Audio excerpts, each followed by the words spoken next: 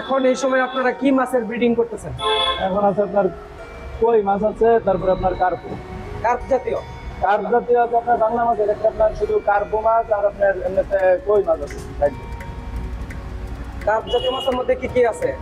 এখন শুধু আপনার কার্পু মাছই আছে, আর কিছু না। কার্পু আর এমনিতে আপনার দেশি কইটা আছে। দেশি কইটা আর কার্প। এগুলো এখন আপনার মাছের পর্যাপ্ত ডিম আছে না, এগুলো এখনো শুরু করা হয়েছে। আপনার কার্পু আর কইটাই ফুলবিল ভাবে ডিম আছে। কই কি এটা ভিয়েতনামি কই? না, দেশি দেশি আবার থাই।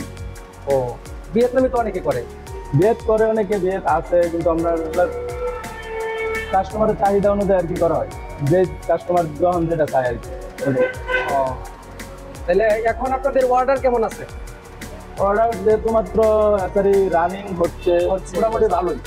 বা আপনার সিজনের সময় অর্ডারের চাপ প্রচুর থাকে, এখনো মোটামুটি অর্ডারের চাপ আছে। আচ্ছা আচ্ছা, তাহলে অর্ডার কয় হাফা মানে কয়টা হাউস করছেন আপাতত? আপাতত আপনার এনে আছে 3 হাউস আছে আপনার। 3টায় আপনার প্রায় অনেক হাউসে আসছিল, ক্লিয়ার করতে করে আর কি 3টায় রাখা হয়েছে। আজকে ডেলিভারির দিন তো এখানে একসাথে করা হয়ে গেছে। আচ্ছা আচ্ছা, তো আপনারা কি রেটে দিচ্ছেন আপনার পাবলিকের জন্য খুচরাটা? খুচরা তো আপনার কেজি তো অনেক, কেজি প্রায় আপনার 12-14 হাজার টাকা কেজি। এটা কি আপনাদের শুকনো মাপ থাকবে না না, মিটার মাপটা কিভাবে দিবেন? মাপটা শুকনা শুকনা দিবেন।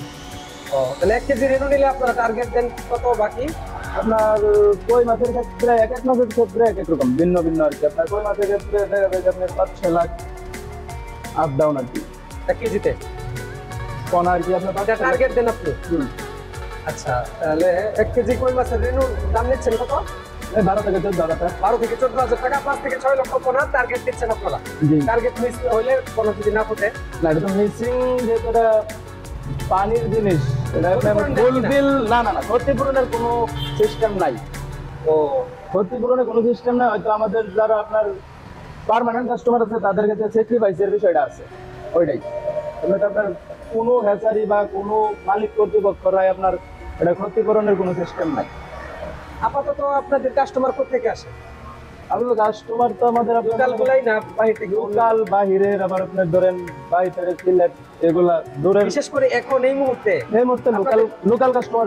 লোকাল কাস্টমার বেশি কোন এলাকার বেশি? থানা তো অনেকগুলো ম্যানেজিং এর। আপনার ম্যানেজিং এর মনে করেন যে মোটামুটি সব থানাতে আছে। আপাতত কোন এলাকাতে বেশি নিতেছে? মুক্তাগাছা না তারাকান্দা না এই গৌরীপুর কারা ঈশ্বরগঞ্জ? আমাদের ঈশ্বরগঞ্জ সাইডে আছে, তারপরে আপনার গৌরীপুর আর আপনার দুবাউড়ার এদিকে। আচ্ছা, এই দুই সাইডে।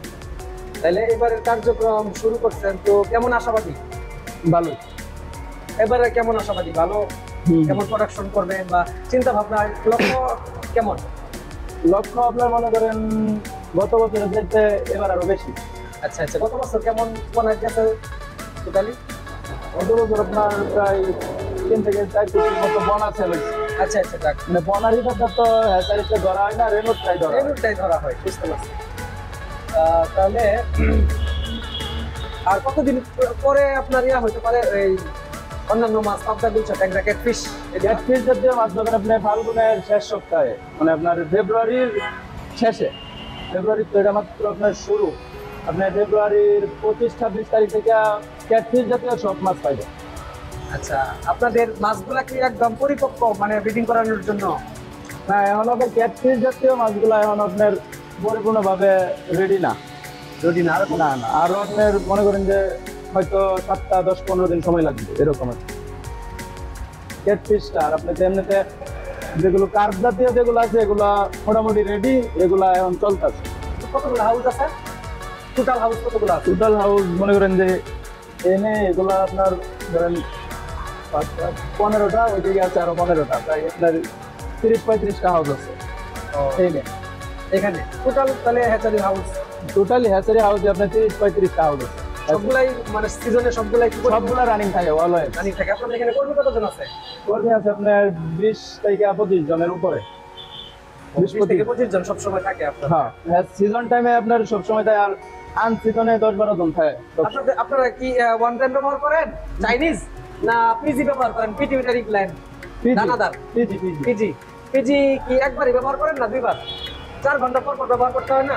না, আপনার ক্যাটফিশের সিস্টেমটা ভিন্ন, আবার বাংলাটার সিস্টেম আলাদা। বাংলা সিস্টেম পিজি দিয়ে করলে কিন্তু 2 বার করতে হয়। না, পিজি আপনার ক্যাটফিশে পিজি করলে আপনার একবার করলেই হয়, একবার করলে, আর বাংলা করলে বাংলা করলে দুইবার। 2 বার।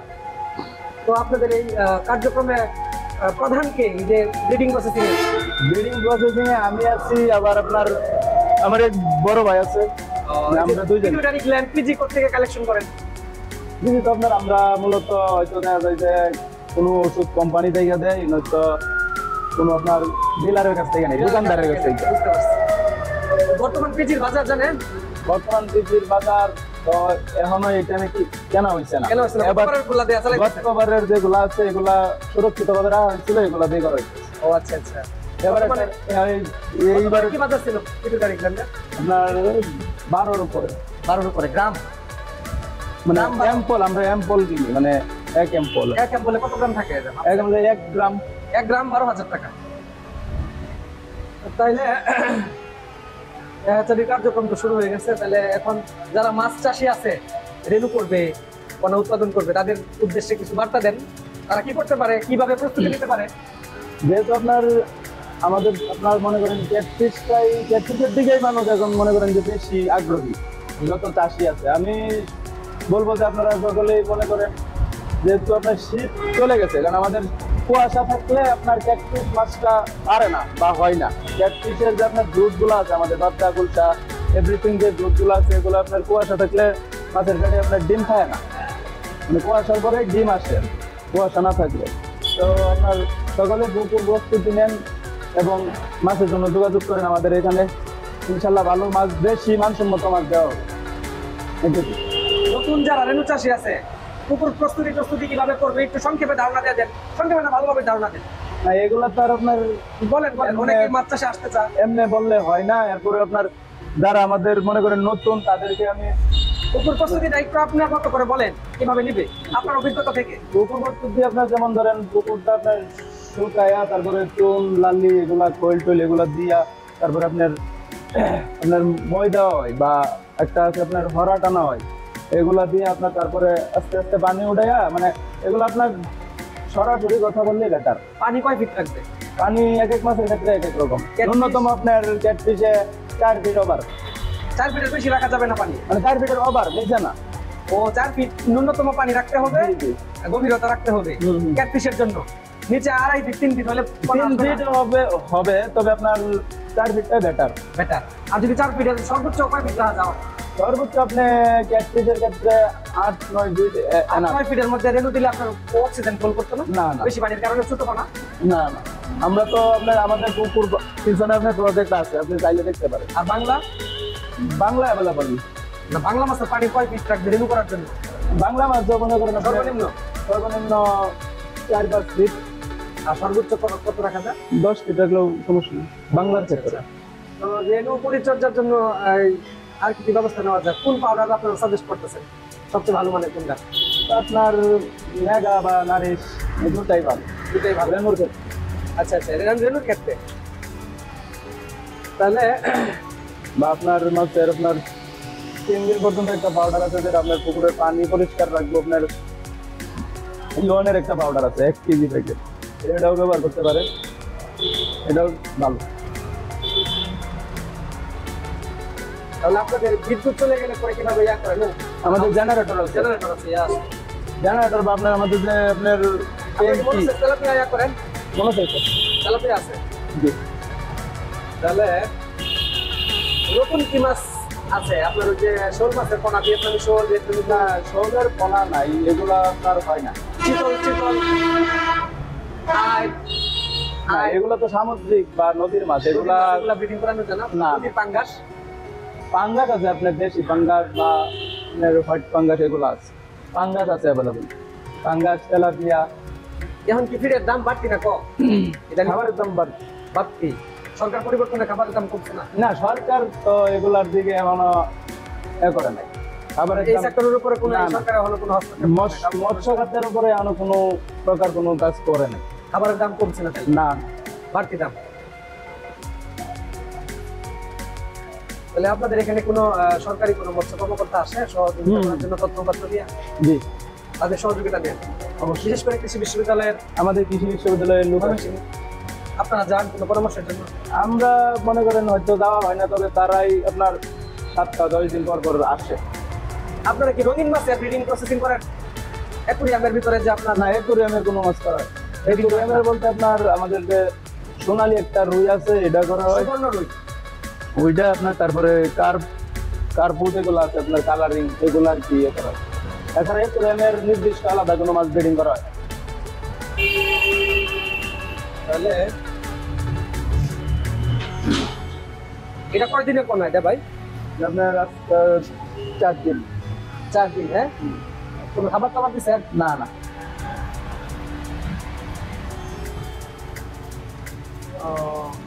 কতদিন পর্যন্ত খাবার দেওয়া যেত না? তারপরে হাউস থেকে পুকুরে দেওয়ার পরে আপনার দিতে হবে। ও হাউসে খাবার দেন না? না না হাউসের ভিতরে যদি আপনার অ্যামোনিয়া তৈরি হয়, গ্যাস টেস্ট তৈরি হয়, না, হাউসে গ্যাস তৈরি হওয়ার কোনো ওয়ে নাই। ও প্রসেসিং করার আগে আপনারা আমরা মেরা ব্লিচিং বা যতটুকু ভাবে আপনার পরিষ্কার রাখা দরকার ওইভাবে আর কি, তারপরে মাছটা দেওয়া হয় হাউসে। ও তাহলে এটা কি মাছের পোনা? এটাদের কই মাছ নেই, তো কইয়ের রেনু। দেশি কই, দেশি কই। এটা কতটুকু বড় হয়? 1 কেজিতে কয়টা মাছ হতে পারে সর্বোচ্চ? এটা সর্বোচ্চ আপনার যতদিন আপনি রাখবেন, রাখার উপরে এটা আপনার সর্বোচ্চ আর কি কতটুকু বড় হয়ে গেছে যা বছরে এটা বলতেছেন? এটা আপনার বছর রাখলে তো আপনি এক একটা কেজি কেজি আসে পড়ে। বছর রাখলে কি বলেন, দেশি কই এত high? দেশি কই আপনার থাইটা 4টা কেজি আসে, 4টা 2টা। ও এই মাছ করে কি লাভবান হতে পারবে শিওর আপনি? Sure 100% sure. আমার একটা আছে আপনার গত সিজনের লাস্টে আপনি পোনা নিচ্ছেন থেকে মনে করেন যে আপনার 30,000 পোনা নিচ্ছে, 2 মাস 10 দিনে আপনি 6টা কেজি এনে বিক্রি করছে। 2 মাস 10 দিনে। এই সবগুলাই কই আপনি নির্দিষ্ট করে বলেন, এটা কি ভিয়েতনামি কই না থাই কই না আপনার বাংলাদেশের কই? না, এটা আপনার থাই। থাই কই। এটা সর্বোচ্চ 4টা কেজি আসে। 4টা 3টা।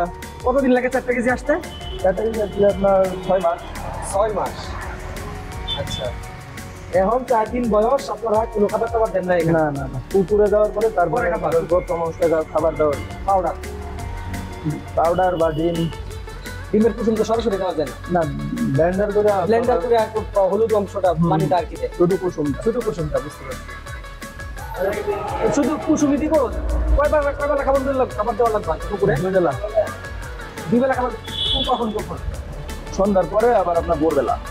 সন্ধ্যার পরে আর ভোরবেলা। 2 বেলা। এই ভোরবেলা বলতে আপনার সকাল 7টা। 2 বেলার মধ্যে কি কুসুমি দিব না পাউডার দিব নাকি নির্দিষ্ট করে শুধু ভালো বুঝে বলে? আপনার পুকুর প্রস্তুতের সময় আপনার প্রথম অবস্থায় 3 দিন ন্যূনতম আপনার ডিমের কুসুম দেওয়া লাগে, তারপরে আপনার পাউডার, তারপরে 3 দিন পর থেকে আপনার পাউডার। বুঝি নাই। মানে আপনার আজকে মাছটা যদি আপনার পুকুরে দেওয়া হয়, দেওয়ার পরে আপনার 3 দিন ন্যূনতম আপনার কুসুম দেওয়া লাগবে, 3 দিন। আচ্ছা আচ্ছা, 3 দিন ন্যূনতম কুসুম দেওয়া লাগবে, তারপরে তারপরে হচ্ছে বাজারে যে পাউডার পাওয়া যায় সেটা দেওয়া লাগবে। এছাড়া কি দুধ টুধ দেওয়া যায় আর কি নিয়ে দেওয়া যায়? না, এগুলা লাগে না বা এগুলা দেওয়া ঠিকও না। আচ্ছা, এই কত শতাংশের মধ্যে কত কিছু বানাবে নতুন যদি? আপনার 10% একটু দিতে পারবেন। 10% মধ্যে? ও, যাদের ছোট্ট পুকুর 10%? যারা হাফ কেজি দিল, হাফ কেজি কিনে আমাদের ভক্তের কাছ থেকে? জি, ও, হাফ কেজি বা এক হাফা, আমরা হাফাও বিক্রি করি। হাফা বিক্রি করেন? হাফা কত করে? হাফা মানে ধরেন আপনার 4,000 টাকা হাফা। ও, 4,000 টাকা হাফা। তাহলে হাফা নিলে আপনার কিরকম টার্গেট দেন আপনারা? হাফাতে মনে করেন আপনার 250 গ্রাম 300 গ্রাম মাছ থাকে। না, পোনা কতটুকু হবে টার্গেট? ওনার 2.5 লাখ 3 লাখ। আপনার পুকুরে আপনার যদি 100% তো হয় না, যদি আপনার 90% হয়, এরপরে আপনার 2.5 লাখ 3 লাখ পাঁচ। 2.5 লাখ 3 লাখ। আপনার পোনা যদি বিক্রি করা যায়, মনে করেন যে 50,000 3,000 লাইনে নামতে কতদিন পরিচর্যা করতে হবে? 3,000 আনতে আমি 15 থেকে 20 দিন সর্বোচ্চ। 15 থেকে 20 দিন। অনেক তথ্য দিয়ে সহযোগিতা করলেন, আমরা মিডিয়াম লোক। অসংখ্য ধন্যবাদ। এক হাফা মাছ দিলে 4,000 টাকা। জি। আর কই মাছের ক্ষেত্রে? হ্যাঁ, বাংলা মাছের ক্ষেত্রে? বাংলা মাছের ক্ষেত্রে কেজি হিসাব, কোনো হাফার হিসাব আচ্ছা, নেই। আর ক্যাটফিশের ক্ষেত্রে? ক্যাটফিশেরও কেজি হিসাব।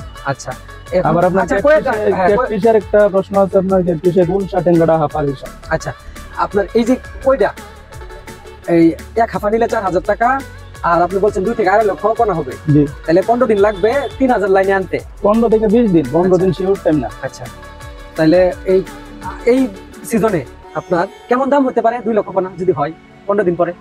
আপনার এখন তো ফার্স্ট টাইম, তো এখন First একটু মাছের দামটা বেশি বেশি থাকবে, কেমন থাকতে পারে আর কি আপনাদের যেতে আপনার ব্যবসা? 3000 এ গেলে হয়তো 45-50 পয়সা। 45-50 পয়সা, 50 পয়সা ধরলে 1 লক্ষ পোনার দাম 50,000 টাকা, 2 লক্ষ পোনা হলে তাহলে 1 লক্ষ 1 টাকা। লক্ষ টাকা, জি। রেনু নিচে কিন্তু সে 4,000 টাকা, এভরিথিং মনে করেন পুকুর প্রস্তুতি প্রস্তুতি নিয়ে আর সর্বোচ্চ 10,000 টাকা যাবে, 10,000 খাবার দাবার নিয়ে মনে করেন যে 15,000। 15,000 টাকা যাবে। আর 2 লক্ষ পোনা হলে আপনার 1 লক্ষ টাকা বিক্রি করতেছে। জি জি, তাহলে 15,000 টাকা ইনভেস্ট করে একটা মানুষ আপনার 85,000 টাকা আয় থাকবে আয় থাকতেছে 15 দিনে। 15 দিন বা 20 দিন। তাহলে এই তো নতুন প্রজন্মের যারা আছে চাকরি পেছনে ছুটে উদ্যোক্তা হতে পারে এই সেক্টরে, জি, জি। আমি এই বিষয়টা উপস্থাপন করার জন্য আর কি যে এটা ভালো, নতুন প্রজন্ম আপনার চাকরির পিছনে না ধরে আপনার উদ্যোক্তা হওয়াটাই উচিত বা ভালো আমি মনে করি। আমি নিজেও কিন্তু আপনার অনার্স ফাইনাল ইয়ার আমার, এরপরে আপনার মনে করেন যে আমি এই লাইনে আছি 2011 সাল থেকে, মানে পড়াশোনার পাশাপাশি। জি জি, মাশাআল্লাহ। তাহলে আপনার আর্থিক অবস্থা কেমন এখন? আর্থিক অবস্থা আলহামদুলিল্লাহ আমি মাশাআল্লাহ, ভালো আছি, আল্লাহ ভালো রাখছে। আলহামদুলিল্লাহ আলহামদুলিল্লাহ। কারণ আপনার আমি মনে করেন যে চাকরির পিছনে আপনার দৌড়াই না, কারণ চাকরি বাকরি ঘুষ দিয়া চাকরি বাকরি নেওয়ার চাইতে যার যতটুকু সামর্থ্য আছে অল্প করে আমি মনে করি বেটার আগানি যা, মাছের ক্ষেত্রে বা মাছের সেক্টরে অল্প দেয় আগানি যা আমি মনে করি। তো সবার ক্ষেত্রে এটা আহ্বান যে আপনার আমার মতো, কারণ আমিও তো নতুন প্রজন্ম, আমি তো আর আপনার পুরাতন হয়ে গেছি না, আমার মতো যারা আছে সবাই আমি মনে করি যে আপনার এই সেক্টরে আসার আহ্বান। পৃথিবীর মধ্যে মাছ চাষে সপ্তমে আছি, আমরা ফার্স্টে যাওয়া লাগবে অবশ্যই, কারণ আমরা নতুনদের আগে আসতে হবে এই সেক্টরে। অবশ্যই, কারণ আমরা যেন মাছ সারা পৃথিবী ব্যাপী রপ্তানি করতে পারি। আমরা ময়মনসিংহ আপনার মাছের ক্ষেত্রে বাংলাদেশের মধ্যে অন্যতম, আমি যতটুকু জানি। জি জি, বা আমরা হিসাব করলে আপনি দেখবেন যে ময়মনসিংহ বাংলাদেশে মাছ প্রজননের ক্ষেত্রে 1 নম্বর। কারণ ময়মনসিংহ ছাড়া অন্য কোনো আপনার এরিয়াতে মাছ প্রজনন হয় না, চাষ হয় কিন্তু আমাদের পানি পরিবেশ উপযোগী ওইটাই ময়মনসিংহের পানি। এবং আমি আপনার এই মাছের পোনা নিয়ে আপনার বাংলাদেশের কম বেশি সব জেলাতে যাওয়া হয়েছে, কোন জেলার পানি আপনার উপযোগী না রেনু করার জন্য, একমাত্র আমাদেরটাই উপযোগী। এই জন্য আপনার ময়মনসিংহের ভিতরে মাছের যে প্রোডাক্ট লাগে, ফিশারির প্রোডাক্ট গুলো লাগে, এগুলা দোকানপাট অ্যাভেলেবেল বেশি, পাওয়া যায়। এই সেক্টরে অনেকে ব্যবসা বাণিজ্য করে স্বাবলম্বী হচ্ছে। জি, ধন্যবাদ। আপনি একজন কোম্পানির প্রতিনিধি হিসেবে, ফিড কোম্পানির প্রতিনিধি হিসেবে নতুন বছরে নতুন সিজনে মৎস্য চাষীদের উদ্দেশ্যে কি বার্তা দিবেন যদি আমাদেরকে? আচ্ছা, আসসালামু আলাইকুম, আমি টঙ্গী ফিড মিল বাংলাদেশের একজন মার্কেটিং প্রতিনিধি। চাষি ভাইদের প্রতি আমার এই বক্তব্য থাকবে, সর্বপ্রথম তাদের পুকুরের ম্যানেজমেন্টটা সঠিক রাখতে হবে, সেই সাথে নিয়মিত এফসিআর এর হিসাবটা রাখতে হবে এবং সঠিক ও গুণগত মানসম্পন্ন খাবার খাওয়াইতে হবে। এবং খামারিদের চাহিদার কথা বিবেচনা করে আমাদের টঙ্গী কোম্পানি নতুন একটি প্ল্যান্ট করেছে, যেখানে যখন সিজন থাকে, একটা খাদ্যের একটা ঘাটতি থাকে, এই ঘাটতি পূরণ করার জন্য আমাদের কোম্পানি এই প্ল্যানটি চালু করেছে। তো অন্যান্য কোম্পানির তুলনায় আপনাদের ফিডের গুণগত মান সম্পর্কে যদি কিছু বলেন। বাজারে তো অনেক ধরনের কোম্পানি আছে, তো সব দিক বিবেচনা করে আমাদের কোম্পানির ফিডের গুণগত মান অত্যন্ত ভালো। কারণ দেখা যায় আমাদের কোম্পানির যে খাবারটা, খাবারের এফসিআর দেখা যাচ্ছে আমাদের যে ক্যাটফিশগুলো আছে এগুলোতে 1.1, 1.2 হয়। তেলাপিয়া মাছ আছে, এখানে এফসিআর থাকে 1, সর্বোচ্চ 1.1। এবং বাংলা মাছ যেগুলো আছে এগুলোরও আমাদের এফসিআর থাকে 1.3, 1.4। মানে 1 কেজি খাবার খাওয়াইলে, হ্যাঁ 1 কেজি খাবার খাওয়ালে আমাদের যে ক্যাটফিশ যেগুলো আছে এগুলোতে 1 কেজিতে 1 কেজি 200 গ্রাম খাবারে 1 কেজি হবে সর্বোচ্চ। এবং তেলাপিয়ার ক্ষেত্রে 1 কেজির ক্ষেত্রে 1 কেজি হয়। এগুলো আমাদের সারা বাংলাদেশেই আমাদের তালিকা আছে বা এফসিআর শিট আছে, যেটাই আমরা দেখা যায় আমাদের খামারি ভাইদের এগুলো পরামর্শ দিয়ে থাকি যে আমাদের ফিডটা সর্বোচ্চ মানের ফিড। দেখা যাচ্ছে আমাদের এখানে অনেক কোম্পানি আছে, এগুলো হাতে গুনে শেষ করা যাবে না। সেই ক্ষেত্রে আমাদের ফিডটা কেন খাওয়াবে? সর্বপ্রথম আমাদের ফিডটার যে র মেটেরিয়াল থাকে এগুলা বেশিরভাগই দেশের বাইরে থেকে আনা হয়, মানে এই প্লাস ক্যাটাগরির র মেটেরিয়াল। সেই সাথে আমাদের ফিডটা আমরা সাধারণত দেখা যায় এই ফিডটা যারা প্রথমে খাওয়ায় আমরা একটা ফিড টেস্ট দেখাই। এই ফিড টেস্টের মাধ্যমেই তারা বুঝতে পারে, দেখা যাচ্ছে যেখানে ফিড টেস্টার ক্ষেত্রে আমাদের যে খাবারটা যখন দেওয়া হয় তখন এটা পানি থেকে 5 মিনিট পর্যন্ত ডুবে না, সেই সাথে এবং কালারও নষ্ট হয় না। তাছাড়া যদিও আমাদের ফিডের প্রাইসটা অন্যান্যদের তুলনায় সামঞ্জস্য আছে, তো সব কথা বিবেচনা করে আমাদের ফিডটাই বেস্ট। আপনাদের এই বছরে ময়মনসিংহ ডিভিশনে আপনাদের কোম্পানি লক্ষ্যমাত্রা কেমন নির্ধারণ করছে? আমাদের ময়মনসিংহ ডিভিশনে এবার লক্ষ্যমাত্রা নির্ধারণ করা হয়েছে 50,000 টন। 50,000 টন? জি, 50,000 টন ময়মনসিংহ ডিভিশনে আমাদের ফিডের লক্ষ্যমাত্রা নির্ধারণ করা হয়েছে। সচেতনতা অ্যাওয়ারনেস বৃদ্ধি করার জন্য আপনারা মাঠ পর্যায়ে খামারিদেরকে চাষিদেরকে সেমিনার করেন কিনা? অবশ্যই, আমরা দেখা যাচ্ছে চাষিদের কথা বিবেচনা করে আমাদের কোম্পানি প্রতি মাসেই একটি করে সেমিনার হয় বা 2 মাস অন্তর অন্তর একটি করে সেমিনার হয়। তাছাড়া আমাদের কোম্পানির পক্ষ থেকে প্রতি বছরেই প্রত্যেকটা ডিলারকেই ফ্যাক্টরি ভিজিট করানো হয়, যেটা শুধুমাত্র টঙ্গয়ে বাংলাদেশে করে, অন্য কোনো কোম্পানি আমার জানা মতে কখনো দেখি নাই বা শুনিও নাই। তাহলে টঙ্গয়ে ফিড খাওয়া চাষিরা লাভবান? টঙ্গয়ে ফিড খাওয়া আমাদের চাষিরা অত্যন্ত লাভবান, এবং যার ফলস্বরূপ আমাদের কাছে তাদের তথ্য থাকে যে দেখা যাচ্ছে বিভিন্ন ধরনের কোম্পানি আছে বলতেছে ভাই এই চাষি লাভবান হয়েছে, কিন্তু আমাদের কাছে সঠিক তথ্য থাকে যে ওনার মোবাইল নাম্বার সহ ইফসিআর সহ সকল একটা তথ্য আমাদের থাকে, যেটা তাদেরকে আমরা দেখাই ভাই ওনার সাথে কথাবার্তা বলেন, দেখেন কোন ফিডটা ভালো বা উনি খাওয়া কেমন রেজাল্টটা পাইছে। আমি মোহাম্মদ শরুজ্জামান, আমি একজন ফিড ব্যবসায়ী। আমি আমাদের অঞ্চলে তথা বাংলাদেশের সকল মাছ চাষিদের উদ্দেশ্যে বলতে চাই, আপনারা মাছ চাষের ক্ষেত্রে প্রথমে যে কাজটি করবেন সেটা হলো ভালো জাতের পোনা সংগ্রহ করবেন। ভালো জাতের পোনা সংগ্রহ করে আপনারা নিয়মিত খাবার খাওয়াইলে মাছের ওজন ভালো আসবে। বাজারে যখন দাম থাকবে তখন একটু ধৈর্য ধরে মাছ বিক্রি করলে আমি আশা করি আপনারা সবাই লাভবান হবেন। দ্বিতীয়ত, ভালো মানের একটি ফিড ব্যবহার করবেন। বাংলাদেশে প্রায় সকল ফিডই ভালো, তারপরেও কিছু মানের কম বেশ আছে, দেখে শুনে একটা ভালো ফিড ব্যবহার করবেন। তৃতীয়ত, মাছ চাষে গিয়ে আপনারা ধৈর্য হারা হয়ে যান অথবা পুঁজির সংকটে ভোগেন। বাজার খারাপ থাকলেও অনেক ক্ষেত্রে আপনারা মাছ বিক্রি করতে বাধ্য হন, বাজার থাকুক আর না থাকুক। সেই বিষয়টা আপনারা অবশ্যই খেয়াল করবেন। বছরের 12 মাস মাছের বাজার থাকে না, যে সময় মাছের বাজারটা থাকবে আপনারা এই সময় মাছটা বিক্রি করার চেষ্টা করবেন, তাহলে হয়তো ইনশাল্লাহ লাভবান হবেন। তারপর যে বিষয়টি অনাকাঙ্ক্ষিত হলেও সত্য, যে মাছ চাষি ভাইয়েরা আপনারা কখনো 100% ডিলারের উপরে নির্ভর করেন না, নিজেও কিছু পুঁজি খাটাবেন, অল্প স্বল্প ডিলারের সহযোগিতা নেবেন, তাতে করে আপনাদের ব্যবসায় খরচ একটু কমবে এবং আয় একটু বাড়বে। আশা করি এই সমস্ত বিষয় যদি বিবেচনায় রেখে আপনারা মাছ চাষ করেন।